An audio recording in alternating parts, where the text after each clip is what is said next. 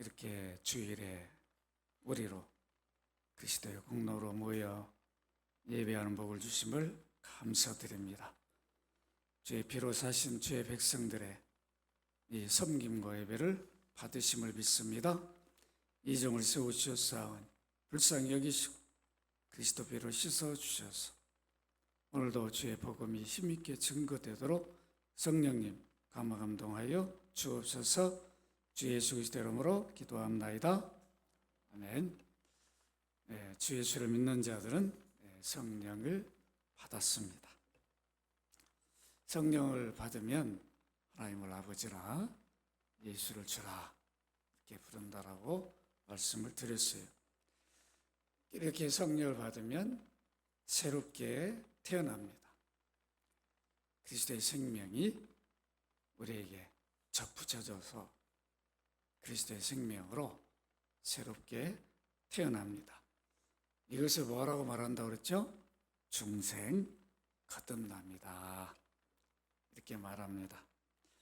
이렇게 성령을 모시면 새롭게 변화된 삶을 살도록 이끌어 주시고 도와주십니다. 성령의 도움 없이는 새로운 삶을 살 수가 없어. 내 의지로는 작심삼일이죠. 좀 살아보려고 안 돼. 좀 기도해봐야지. 이번에 좀 뭘 좀 해봐야지. 의지로 막 다짐하는데 성령의 도움을 받지 않으면 내 의지로는 못합니다. 그래서 늘 성령의 도움을 구해야 되죠. 저는 제 의지로 안 됩니다. 성령님 도와주세요. 성령 우리의 새로운 피조물로 살도록 돕기 위해서 오셨습니다. 이렇게 성령을 받아 새롭게 변화된 삶에 나타나는 품성이 뭐라고 그랬죠? 성령의 열매다. 성령을 모시면 새로워졌다는 그것이 품성적으로 나타나요. 그게 성령의 열매. 성령 모신 자는 인격으로, 품격으로 성령 열매가 드러나야 됩니다. 오늘은 성령의 열매 두 번째로 희락에 대해서 말씀을 전하도록 하겠습니다. 지난주에 뭐였죠? 사랑했죠. 사랑이 뭐라고 그랬어요? 아가페라고 했어요. 십자가 사랑이죠. 아들을 내어주신 사랑. 이 사랑의 깊이를 알아야 어떤 것도 넘을 수가 있어요. 그렇지 않고는 못 넘습니다. 사랑을 못해요. 우리는 이해타산적이거든요. 그러죠? 네가 나를 이렇게 했어? 난 못해. 안 된다.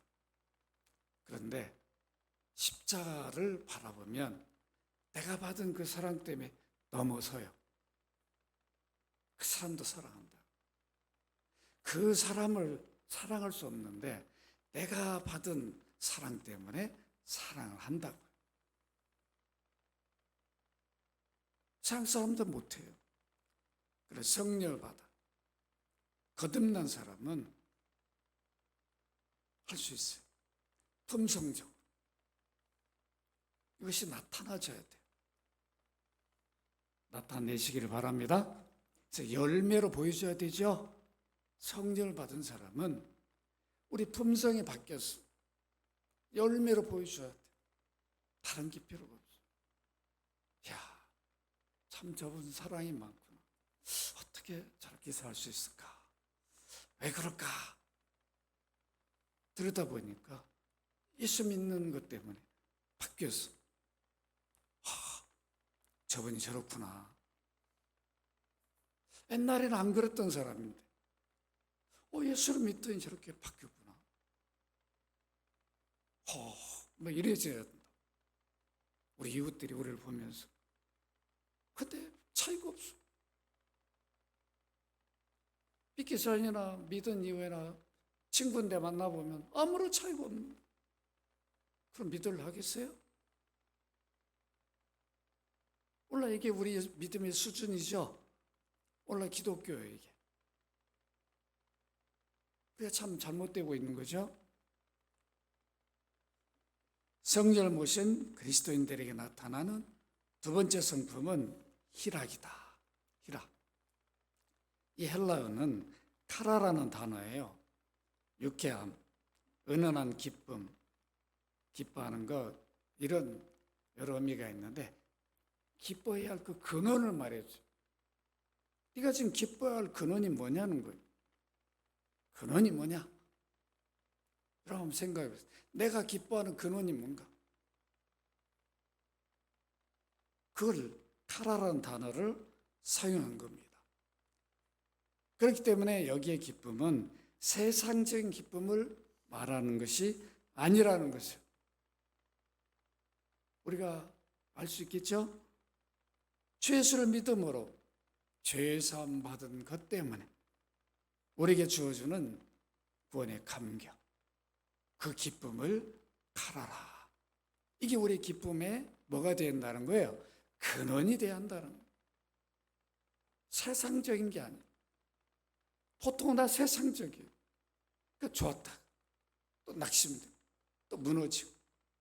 그런데 우리 근원은 그게 아니라는 거예요. 그리스도로 주어지는 구원의 그 감격, 이것이 우리의 기쁨의 근원이 되어야 한다. 하나님 자녀가 누리는 성령이 주신 기쁨이에요. 하나님 자녀가 됐구나. 죄 용서받 구원받아서 영생 얻은 하나님의 자녀구나. 이 생각만 하면 기쁨이 막 샘솟는 거죠. 여러분의 기쁨의 근원이 예수 그리스도가 되시기를 바랍니다. 성령이 그리스도의 생명을 믿는 사람들의 마음에 접붙여 주심으로 그 생명 때문에 그리스도의 생명이 내 안에 있으니까 그 생명으로 나오는 기쁨을 바로 성령의 두 번째 희락이라 이렇게 말씀드릴 수 있습니다. 이 기쁨은 성령 내 안에서 역사하고 있다는 증거이며 열매입니다. 온갖 어려운 상황과 역경에서도 받은 구원의 은혜 때문에 기쁨이 솟아나게 되어 있습니다. 그리스도의 새 생명의 역사함으로 생명의 기쁨이 넘쳐나게 되어 있어요. 그래서 이 기쁨은 자연적인 기쁨이 아니라 주 예수 그리스도로부터 주어지는 기쁨이에요. 그래서 우리가 희열이라 이렇게 말할 수 있어요. 여러분, 사형 선고를 받은 죄인을 한번 생각해 보십시다. 언제 집행할지 몰라요. 자기가 나 이날에 좀 집행해 주시오. 그럴 수 없어. 법무부 장관 사인이 나버리면 집행이 되는 거죠. 법무부 장관 손에 달려있는 거예요.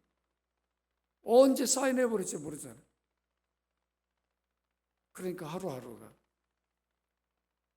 얼마나 고통이겠나. 누가 찾아오면 이거 오늘 가는 거 아닌가? 반가운 게 아니라 불안, 초조 속에 살아요. 그 자체가 지옥이죠. 그런 사람에게 반가운 소식이 들렸어요. 뭘까요?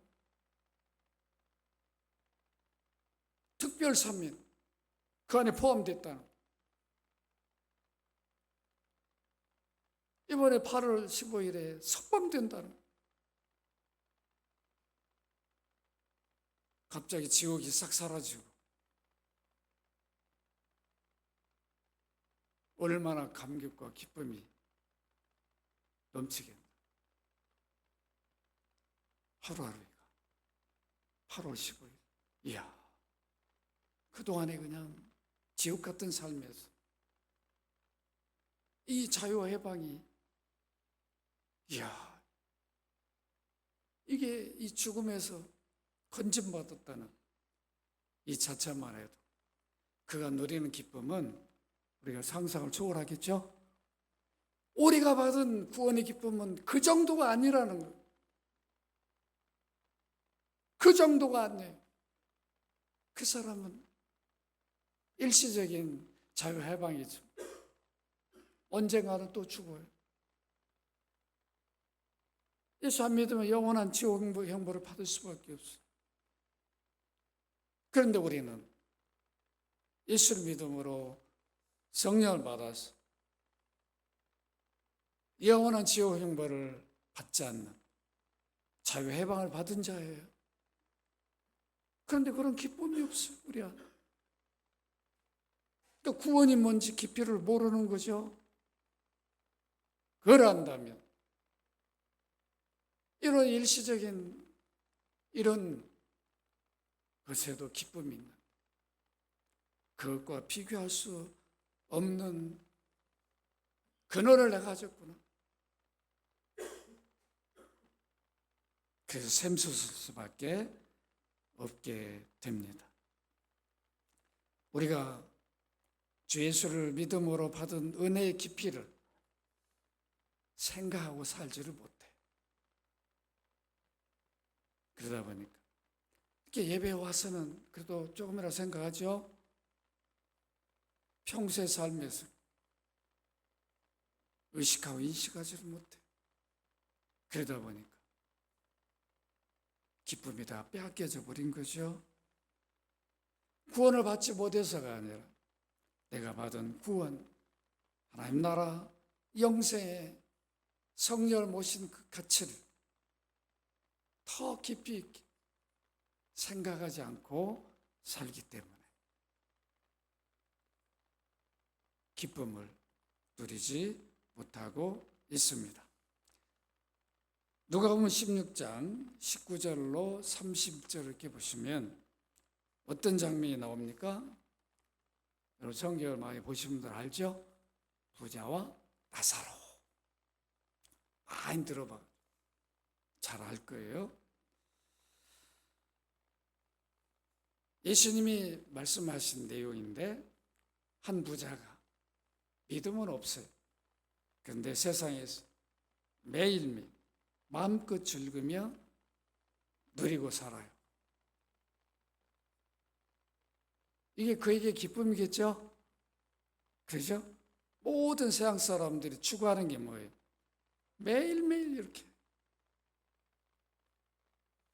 매일매일 마음껏 즐기며 누리며 살기를 다 원할 거예요.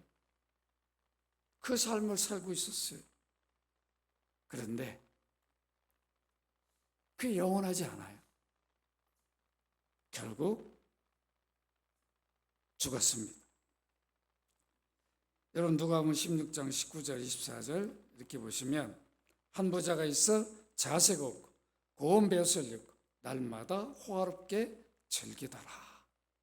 난 사람은 나사로라는 사람은 거지였어요. 헌데투성. 여기에 여러분 지금은 우리 그런 사람 없지만 우리 어렸을 때만 해도 뭐 헌데라는 사람 봤죠?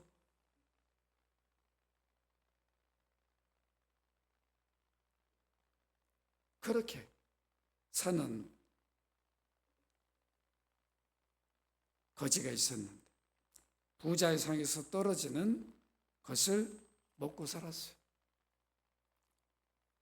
그러니까 개가 와가지고 개도 부스러기 먹잖아요. 같이 먹는 거. 그 옆에 있으니까 그 막 상처 이런 골문 거 막 핥아주는 거죠. 개가 이런 모습이었어요. 근데 그 거지도 죽었는데 거지는 예수를 믿었어요. 구원받은 자였어요. 그 천사에 받들려서 어디로 갑니까? 아브라함의 품에. 여기 아브라함 품은 천국을 말하는 거죠. 유대인들이 잘 이해하도록 아브라함이 있는 장소, 거기에 거지가 갔다. 그러니까 유대인들이 볼 때는 이해가 안 되는, 어떻게 거지가 거길까? 이해가 안 되는 거죠. 부자가 가야지. 저 부자가 된 거는 얼마 하나님 많은 복을 줘서 부자가 됐을 건데. 그런데 신분 가지고, 여러분, 부자냐 가난한 자냐 이걸로 천국 가는 게 아니라 그 안에 그리스도가 있느냐 없느냐, 이게 결정이 되는 거죠.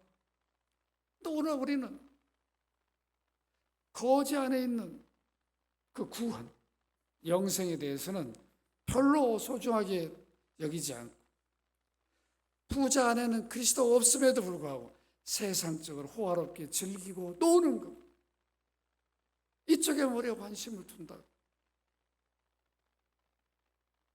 결국은 두 사람의 목적지가 바뀌어버려. 이 땅에서 호화롭게 매일 즐기던 사람은 그리스도 없으면 어디로 가요? 지옥으로 갔어. 지옥 가서 이렇게 영적으로 보니까 우리 주님이 한 장면을 설명해 주셨어요. 여기 보면 23절 같이 한번 읽어볼까요? 시작. 그가 음부에서 고통 중에 눈을 들어 멀리 아브라함과 그의 품에 있는 나사로를 부르고, 24절 함께 읽습니다. 불러 이르되 아버지 아브라함이여 나를 궁히 여기사 나사로를 보내어 그 손가락 끝에 물을 찍어 내 혀를 서늘하게 하소서. 내가 이 불꽃 가운데 괴로워하나이다. 지옥이 어떤 곳인가를 한 장면을 보여주셨어요. 주님, 이 땅에 그리스도 없이 호화롭게 누리는 그것이 전부인 줄 알고 살았는데 그게 아닌 거죠. 그렇게 인생 끝나면 그들의 영원한 세계는 무엇이 준비되어 있는가? 그걸 생각 안 하고 산 거죠. 이 기쁨은 영원한 기쁨이 아니에요. 부자에게는. 비록 나사로는 이 땅에서 예수 믿고 구원받은 자지만 자기 형편은 나아지지 않았어요. 그래도 그 믿음 안에 거한 거죠. 영원한 천국 누리게 됐는데, 여러분, 부자가 볼 때 나사로가 보인 거예요. 내가 버린 그 부스러기 먹고 사는 저놈의 속이 있다. 기가 막혀. 아브라함에게 부탁도 안 하고 나사로에게, 아브라함이요, 아버지 아브라함, 저 나사로한테 물어보면 내가 누군지 알 겁니다. 내가 너무 고통스러운데 어떻게 좀 물 한 방울만이라도 좀 내 혀 적셔주면 안 되겠습니까? 이걸 모르고 사는 거죠. 지옥의 영원한 고통을 모르고 이 땅에서만 기쁨을, 즐거움을 추구하며 사는 사람, 세상 사람이잖아요.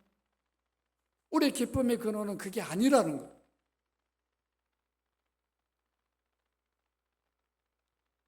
이것을 가르쳐주고 있습니다.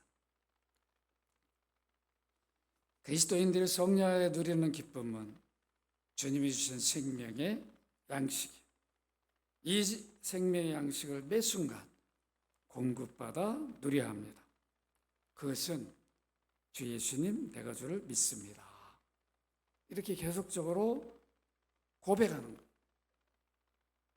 이 믿음 고백할 때 내 안에 주님이 계시면서 주님의 생명이 움직여지는 거죠. 그 생명을 공급받으니까 기쁨이 사라지지 않습니다. 생명의 양식은 복음의 내용을 기억하며 사는 거예요. 내가 무엇으로 구원을 받았는가?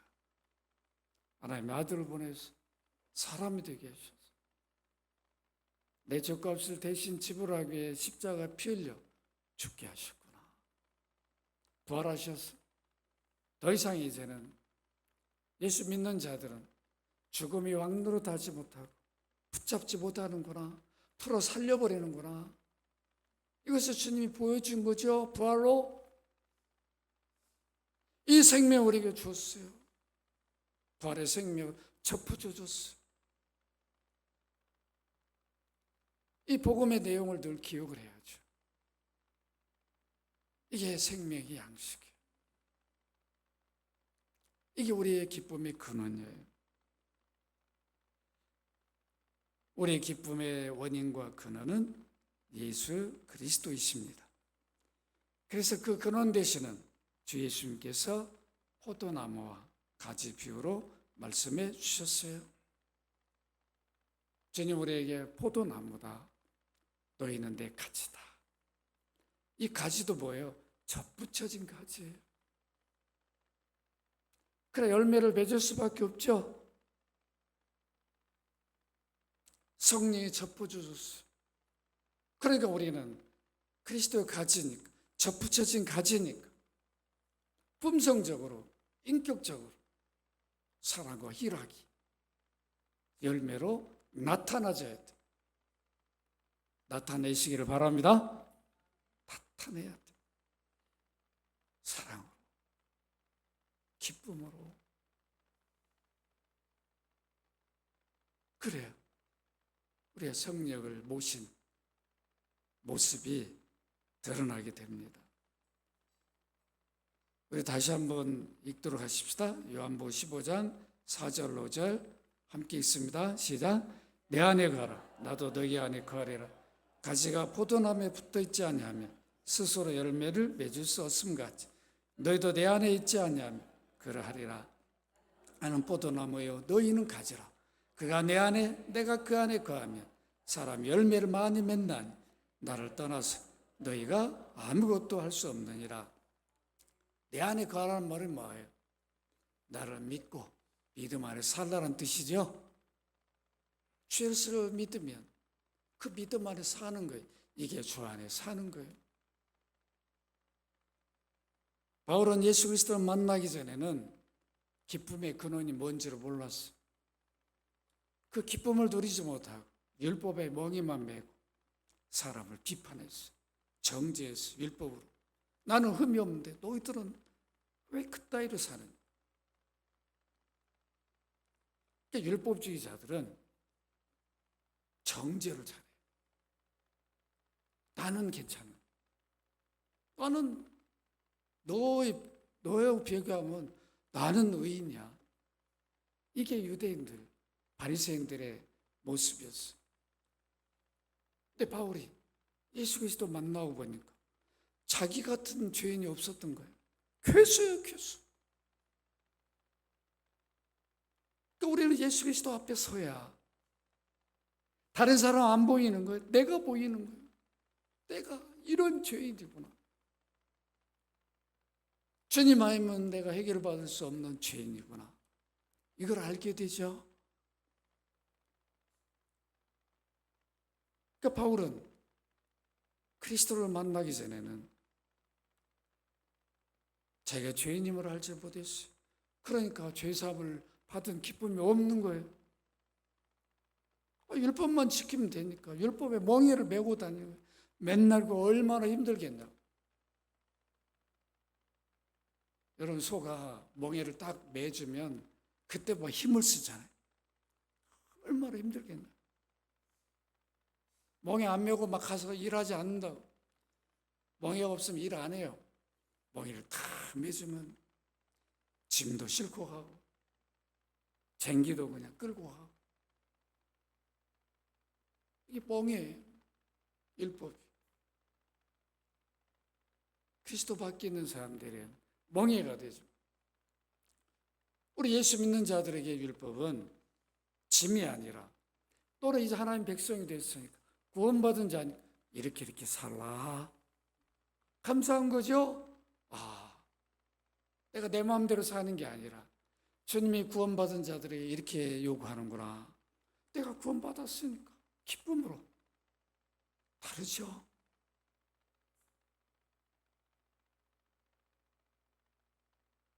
그러니까 바울이 믿기 전과 후는 완전 다른 사람이 됐어요.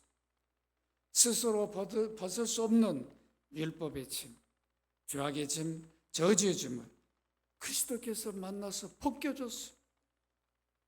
거기서 오는 구원의 감격과 기쁨, 이루 말할 수가 없는 거죠. 그리스도 만났을 때 그리스도 믿는 자들 그렇게 죽이는 앞장서 핍박했던 사람이니까 죽임을 당해야 되는데 그런 사람을 구원해 주시고 그것도 주님을 전하는 사도로 세워주셨어요. 그 감격과 기쁨이 여러분 얼마나 컸겠냐. 이게 기쁨의 근원이죠. 바울 안에. 그러니까 누구도 뺏어갈 수가 없어. 그때부터 참 기쁨은 오직 예수 그리스도구나. 구약이 아니고 구약의 약속대로 오신 예수 그리스도 십자가구나. 부활이구나. 그냥 목숨 걸고 전한 거예요. 어떤 핍박과 고난도 바울의 기쁨을 빼앗지 못했습니다. 그래서 바울은 자신이 교회에 보낸 서신 속에 곳곳에 기뻐라, 기뻐라는 단어를 사용하고 있어요. 내가 주 안에 있다는 것, 믿음 안에 있다는 자체가 기쁨이라는 것을 가르쳐 주었습니다. 그리스도의 십자가만을 바라보기만 해도 바울은 어떤 상황에서도 기쁨이 솟아났어요. 이 기쁨을 누리고 있던 바울은 데살로니가 교회에 편지하면서 5장 16절을 보면 뭐라고 말하죠? 항상 기뻐하라. 왜 항상이란 말이 앞에 있어요? 어떤 환경이 주었어요. 역경이든 그것 때문에 기뻐하라 그런 뜻이 아니죠. 항상 기뻐하라. 항상 어떤 일이 주어져도 그 내가 다 섭리하고 주관할 테니까 기뻐하라. 이렇게 우리에게 권면을 했습니다. 또한 빌립보 교회에 편지할 때 빌립보서는 찬송 시가 있는 편지예요. 그래서 초대 예루살렘 교회에서 빌립보서를 찬송시로 불렀다고 해요. 빌립보 안에는 기뻐하라는 기쁨이라는 단어가 가장 많이 나와요. 그 짧은 서신인데. 그런데 여러분 생각해 보세요. 바울이 빌립보서를 쓸 때 어떤 상황이 있어요? 형편이 있었어요? 감옥에 있었죠. 감옥에서 옥중 서신을 쓰죠. 네 권을 가장 마지막에 쓴 서신이 빌립보서. 여러분 생각해요. 감옥에 있는 사람 기뻐하라, 기뻐하라. 뭐 바보입니까? 감옥에 있다 보니까 정신이 그냥 어떻게 된 거예요? 그게 아니에요. 기쁨의 근원이 그런 세상적인 게 아니에요. 자기 환경 이게 아니라는 거예요. 예수 그리스도니까. 주님이 자기 안에 있어요. 성령이 자기 안에 계시고 아버지 하나님 자기 안에 계시니 그 자체가 기쁨이죠. 그러니까 기뻐하라 그러면서 빌립보 3장 1절 여러분 같이 한번 읽도록 합니다. 시작. 끝으로 나의 형제들 주 안에서 기뻐하라. 너에게 같은 말을 쓰는 것이 내게는 수고로움이 없고 너에게는 안전하리라. 기뻐하라 기뻐하라. 빌립보 1장 4절 18절 25절 빌립보 2장 4절 17절 18절 또 28절 29절에 보면 계속 기뻐하라.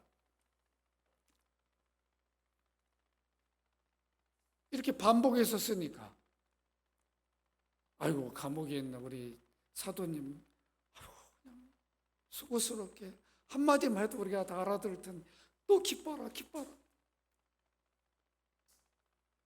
혹시 너희들이 그런 생각을 할 수도 있겠지만 아니다. 나는 그게 수고로움이 아니다. 너희들이 기뻐하는 것을 내가 원하고 있다. 여러분 기뻐하십시다. 우리의 기쁨은 근원이 예수 그리스도. 그리스도부터 주어진 구원, 영생, 하나님 자녀된 것, 천국을 소유한 것, 성령을 받은 것, 의인된 것. 여러분 이 하나하나를 생각하면 이것처럼 기뻐할 일이 어디 있냐. 지금 우리가 살아온 거 돌아보면 우리가 우리 자신이 미워질 때가 있잖아. 아이고. 그런데 그런 거 물어보지도 않고 하나님의 아들을 구원자로 믿으니까 예수 그리스도를 주로 믿으니까 다 씻어줘 버렸어. 이 죄사함. 이것이 얼마나 우리가 감격해야 할 일이 아니겠습니까? 기뻐해야 되겠죠? 교회 공동체는 그리스도 믿는 공동체, 기쁨의 공동체가 돼야 됩니다. 전부 다 그냥 어디 고통받다 온 사람처럼 다 그냥 그러면 안 돼. 근원이 그런 게 아니니까 다 기뻐해야 돼.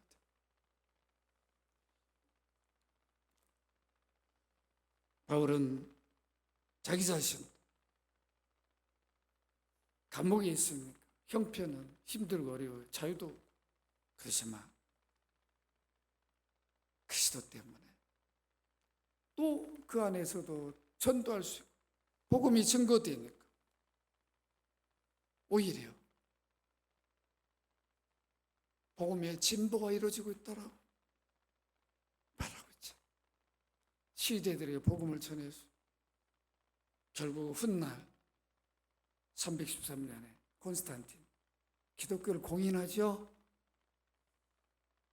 그 이후에 그리스도인 황제들이 나와서 기독교 국가가 돼요.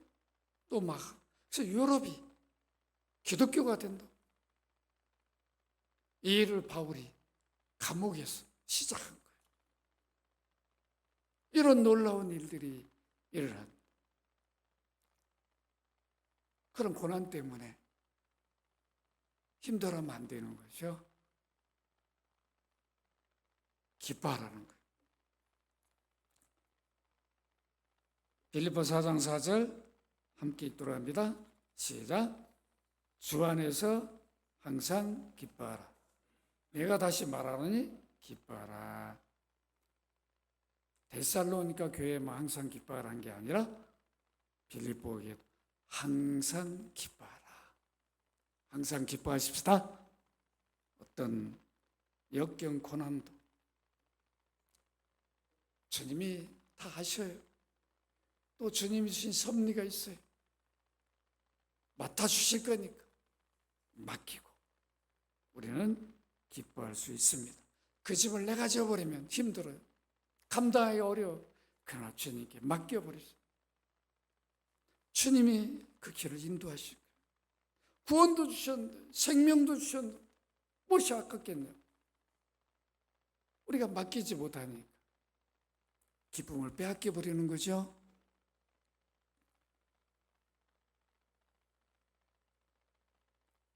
바울은 복음을 전하는 곳마다 환영하는 게 아니라 늘 핍박이 기다리고 있었어요.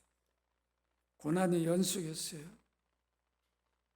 바울이 자기 환경은 그렇게 기뻐할 상황이 아니라 그걸 고린도 교회에 편지하면서 잘 드러내 줍니다. 고린도후서 1장 8절로 10절 우리 함께 다 같이 한번 읽도록 합니다. 시작. 형제들아, 우리가 아시아에서 당한 환난을 너희가 모르기를 원하지 아니하노니 힘에 겹들어 심한 고난을 당하여 살 소망까지 끊어지고 우리는 우리 자신이 사형 선고를 받은 줄 알았으니 이는 우리로 자기를 의지하지 말고 오직 죽은 자를 다시 살리신 하나님만 의지하게 하십니다. 그가 이같이 큰 사망에서 우리를 건지셨고 또 건지실 것이며 이후에도 건지시기를 그에게 바라노라. 고난 가운데도 섭리하실 그걸 바라본 거죠. 그러니까 기쁨을 잃어버리지 않아요. 우리 안에도 우리가 생각지도 못한 일들이 생겨. 그런데 그것만 바라보면 앞이 캄캄하고 그렇지만 그 일을 주관하시고 맡아주실 분이 있어요. 주님이시니까. 주님께 맡기고 주님이 그 일을 어떻게 인도하신가를 우린 바라보면 돼요. 그러니까 기쁨 뺏길 수가 없는 거죠. 고린도서 11장 23절로 27절 바울이 어떤 고난을 받았는가 한번 읽도록 하십시다. 시작. 그들이 그리스도 일꾼이나 정신없는 말을 하거니와 나는 더욱 그러하다.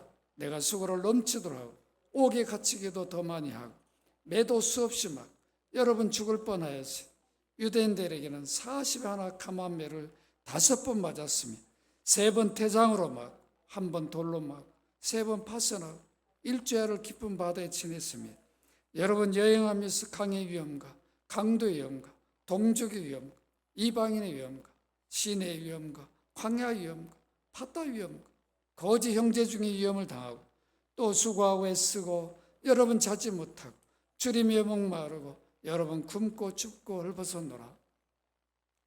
여러분 바울처럼 이런 고난 받으셨어요? 우리 이 정도는 아니죠. 그래서 요 정도는 받아야 내가 요 정도 받아보니까 기쁨이 없어지더라. 말할 정도가 돼야 되죠. 이런 고난 속에서도 바울은 기쁨이 뺏기지 않았어요. 기쁨의 근원이 예수 그리스도였어요. 그리스도는 누구도 바울의 손에서 빼앗을 자가 없어요. 구원도 취소되지 않아요. 바울이 받은 영생 사라지지 않아요. 그 자체가 기쁨이죠. 언제든 주님 부르면 가면 됩니다. 영생을 누릴 거니까. 주님이 예비한 그 영광을 누릴 거니까. 고난 두렵지 않았어요. 우리는 이런 믿음은 없지만 그 흉내는 내야 되지 않겠어요? 우리도 기쁨의 근원이 예수 그리스도가 되시길 바랍니다. 말씀을 믿습니다. 여러분 성령을 받았어요? 하나님 아버지라 부르고 예수 그리스도 주라 부르면 이미 성령을 받은 거예요. 그런데 문제는 성령의 도움을 받지 않고 인도함대로 살지 못하니까 이미 성령의 열매가 품성적으로 나타나지 않고 있어요. 성령 못 받아서가 아니라 세상에 눌려 사니까 성령 인도함을 따라 살지 않으니까 안 나타나는 거죠. 나타났다가도 사라져버리는 거죠.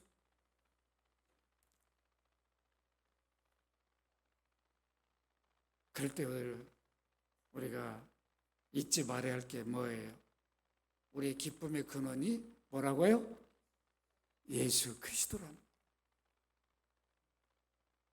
따라서 합시다. 우리의 기쁨의 근원은 예수 그리스도다. 우리의 기쁨의 근원은 성령이시다. 우리의 기쁨의 근원은 하나님 아버지시다.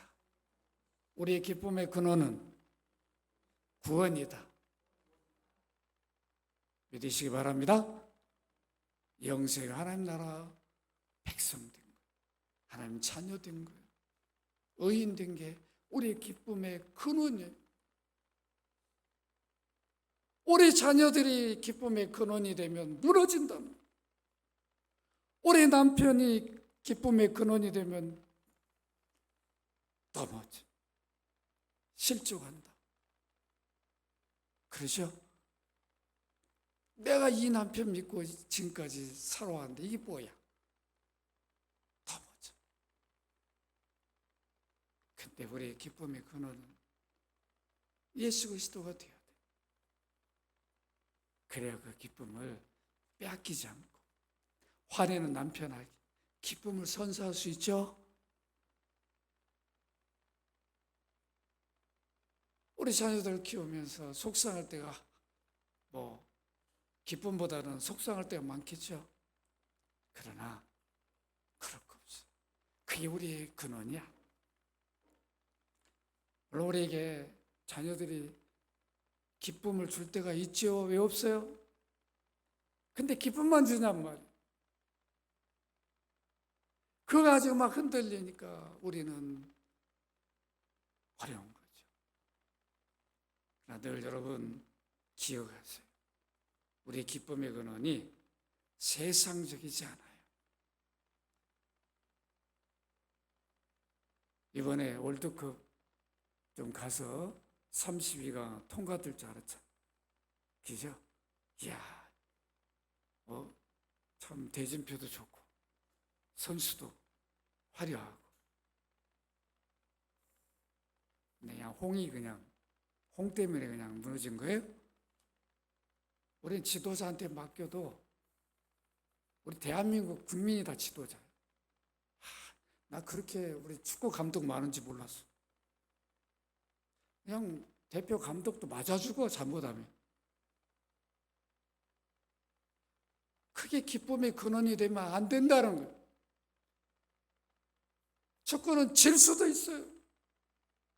메시라고 안 집니까? 호날두라고 안 집니까? 질 수 있어요. 근데 우리는 그런 것 때문에 막 무너져가지고 힘들어. 그 일시적으로 그럴 수 있어요. 그러나 다시 우리가 회복돼야 할 것은 우리의 근원은 예수 그리스도입니다. 예수 그리스도이기 때문에 여러분 기뻐해야 돼요. 바울은 자기 기쁨의 근원이 그리스도에 있기 때문에 빌립보 1장 18절에 보면 우리 함께 읽도록 합니다. 시작. 그러면 무엇이냐 거칠어 하니 참으로 하나 무슨 방도를 하든 전파되는 것은 그리스도니 이로써 난 기뻐하고 또한 기뻐하리라. 그리스도만 전파되면 어떤 방식으로 하든 기뻐했어요. 오늘 우리는 또 전도 방식도 우리가 지하철 타다가 누가 앞에다가 예수 찬다 뒤에다가 불신적 이렇게 어깨다 메고 다가 저렇게 전도를 해야 되나 차라리 그냥 집에 계시지만 그럴 거 없이 어떤 방식으로 하든 야 저분 참 나보다 용기가 100배 많구나. 나는 저 조끼 입으라도 못 입을 텐데 오히려 기도해 주고 주님 저 조끼를 보고라도 한 사람이라도 예수 믿으면 좋겠다. 어떤 방식으로든 그리스도가 믿어지고 전파된다면 나는 기뻐하겠다.